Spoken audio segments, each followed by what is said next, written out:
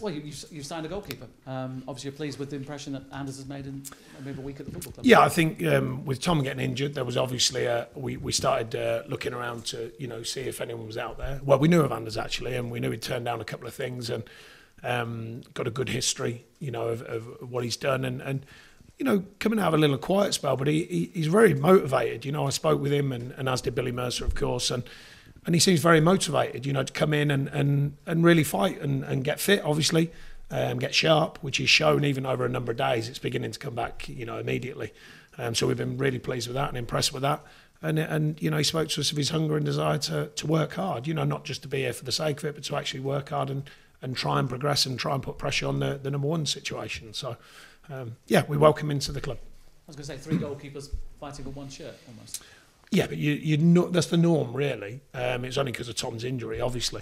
But you normally would have 3, and then often the young lads come up with us as well because we want to continue their development, working with what I think is a really good goalkeeping group. But not just passages. What I was trying to say, there's a competition for a place there. Oh no, absolutely, yeah, and like I say, at any level you want real competition. Often there'll be a younger keeper, maybe not as competitive in the sense of literally going to play in the first team, but it's good for their development. Billy often gets the 2 or 3 of the younger players, younger keepers, to come over and work with the group because that's important for the continued development. But generally speaking, you'd certainly look to have 3 competitive keepers. Ideally, anyway. Any further idea on when Tom might be ready? I know it's. It's too early yet. No, it's too early yet. They're really pleased with how the op went, and when the surgeon was in there, it's pretty straightforward as regards what he's used to seeing. So that was pleasing, and he's fine. I've spoken with Tom obviously, and he's fine. But it's just a settling down period at the moment. As regards to League Cup, was it more frustration rather than kind of fury and anger? Oh yeah, no fury and anger. No, absolutely not. No, I was pretty pleased in general with the performance the other night. It goes against you on penalties, it can happen, but certainly the 90 minutes, I thought it was a very good performance, and we'd done enough in the game to win it. We made 2 mistakes and got punished for them, and then other than that, really, they hadn't had that much. We'd had a number of chances. We scored 2 good goals for different reasons. Calmness from Woody on the penalty, and then a brilliant free kick from Robbie. And overall, gave a good performance, but didn't go our way in the end. You talked about the fine lines between all your players in your squad this season, so that's kind of not a major difference, but you talked about the fine lines. Is there less of kind of a cost to being out of the League Cup because you will be giving people games because people are so similar? Do you see what I mean? Some people would say the League Cup was a chance to use their squad. Yeah, I mean, I don't look at the Cup as that, but it is a benefit of it. The Cup you want to do well in. I made that clear before. I make it clear now. We can't continue in it, but you understand the thought. But it is helpful if you have got players you want to play and you want to use in them games. But the point that I was making before the game was that wasn't the outcome we were searching for. That was a benefit or a bonus, if you like. We still put out a team that I believe could win, and on the night it played well enough to win, but we didn't get what we arguably, or I felt, what we probably deserved overall. But what's done is done. We spoke to a couple of players this morning. They seem to be the impression, you've overachieved in the sense you've got more points on the board than people thought you'd get, but it seems to be the hunger to get more. Is that what you're sensing from them? I don't think. I think like anyone, you want to be competitive in every game. We've overachieved on the outside looking in, but for every game you go into, you want to be competitive, and when you get that competitive edge and that competitive spirit, you've got a chance of winning. I think we've had a really solid start, and there's been some good performances. There's been some we've had to tough it out, but we probably know that we're going to have to do that over a season anyway. So that's not new to us. And there's still more things to work on, but the benefit of getting the points on the board, it just relaxes everyone outside you. Your players believe slightly more, your fans believe slightly more, but it's no guarantee. It doesn't win you the next one. So therefore, we know we've got to be right on top of our game to take on Huddersfield on Saturday, and that's what we'll look to do. When you talk about people being more relaxed, are you seeing as a manager people doing different things with the ball because they are more relaxed, or is it? No, I think you can use different words, can't you? Confident, relaxed, clear-minded. Freedom I use. You've got the freedom where you feel confident. They're linked really. When you're confident, you feel free to go and play. You don't overthink anything. You kind of get into that mode of flow almost, and you can just play. That's ideally where you want your group. Different things can affect that. We know that. That tightness that comes with you're not winning or you're not performing as well. And when you are and you're confident and you're emotionally sound, then often you play your best. So it's finding that healthy balance, but you still need that sharp edge. In amongst all what I've said, you still need that sharp edge and that little bit of nervous tension because that often gives you that edge to play. So as a manager, can you ever afford to be happy? Can you ever say, right, I'm happy with what they've done, or is that just a trite thing?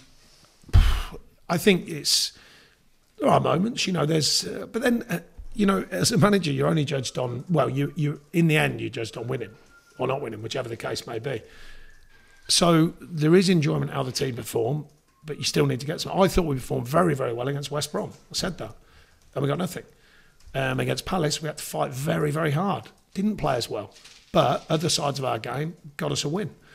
Over a season, different things please you. And then beyond all of that is the development of players and how they move forward. That's a big thing for me. I want players who come in here to learn, improve, grow with the club, and then if their day comes to leave, still keep improving. I think that's a big thing for me as a manager, the way I used to coach before I became a first team manager, and the way I want my staff to work, because I think that brings the best out of players. And if you get the best out of players collectively and individually, you've got a chance of being successful. I'm just wondering whether this weekend with Huddersfield, the heat map is just all yellow and red and no green in it. The what, sorry? The heat map.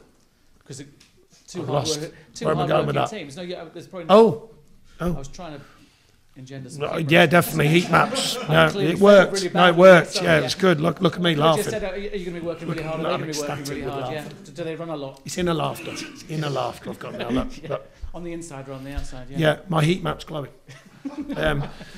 Better than your joke. Sorry, that was rubbish. Not a lot better, but heat maps. Yeah, good. Yeah, brilliant. Are they the most similar team in the way they set out then, perhaps, to the way that you go about things? Not tactically. I think joking apart with your poor joke, was now the concept being that they work hard. There's an open-mindedness, I think, that comes with they're getting up into the Premier League. They're definitely willing to do a shift for the team. Different tactically, but yeah, I mean they definitely work. Every team, I've got to be honest, every team you come across now in the Premier League, the difference now to the first time we're in the Premier League, every team is working hard. Different for some teams. Some are working extremely hard because they have loads of the ball. Some working extremely hard because they don't have a lot of the ball. We've adjusted in different games. We had lots of the ball against West Brom. We didn't have anywhere near as much against Liverpool. That's kind of our journey. Maybe that's the journey of Huddersfield. We'll see. It's still early yet. We can only focus on ourselves. As I always say, we're aware of the opponents, but we make sure that our focus is on ourselves and what we can do. Well, what you've done last season, though, will that have changed the perceptions and even the beliefs within those clubs? Because you know that Huddersfield, people just said, well, they're going to go straight down like they said about Burnley last season. Will what you do last season change? Well, that's for them. That's for other people to decide that. We inside, don't forget our group, we've never thought anything other than we'll take on whatever challenge comes our way. The opinion is outside of that. That's for them to decide. So I don't really overthink what other people are thinking. Final question from me, it's a serious one. The FA have obviously taken action against Mark Sampson with the women's team. Any thoughts or any observations? No, that's the FA have taken care of their own business. It's certainly nothing to do with me. Thank you. Cheers. Just how important can it be to get your first win under a belt as a newly promoted side, thinking about Huddersfield's case?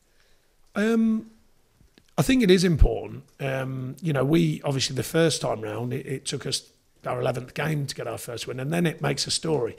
And that can be harder on the players actually than the manager. There's a lot of media angles. When will that win come? Is it going to come? Etc. Etc. So the quicker you get that one, it kills. Like even ourselves this year. With the away form from last year, win the first game, that's a story gone straight away.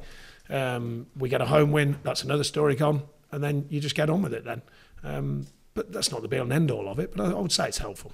How important was it for them to keep David Wagner as well? Because he was linked with other clubs last season, but to come up as a promoted side and to have your players believing in you, is that crucial for the stability? Yeah, I think often the managerial situation as it is, I think any manager has any form of success is linked with something, some other job at some time. I don't know inside, by the way. I didn't get the feeling that he was looking to rush out of there, and I didn't get the feeling maybe that anything went serious enough for him to leave. He's certainly done a terrific job, without a shadow of a doubt, and certainly continues to do so, an early season showing. I think he'll be well aware, of the challenge of the Premier League is not just now, it's over a season. And I think we've become acutely aware of that.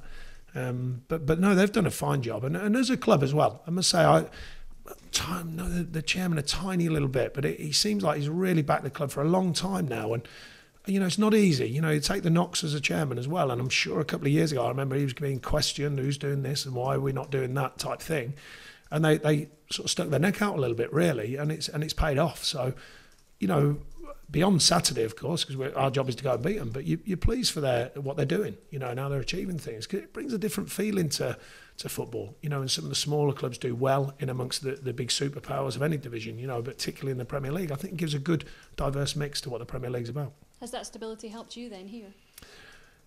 I think it has. I think, you know, there's been a belief in what we're doing here throughout my time here, and obviously, you know, coming out of the Premier League and then afforded the time and the backing to go back and have a chance of going back up, which we did. It's helpful. I mean, we all know how quickly football changes at the moment, you know, and it has done for a number of years now. The thirst for change is very, very, it needs quenching, let's say, it seems. Not by all quarters, as in myself here, but often. That's just the way it is.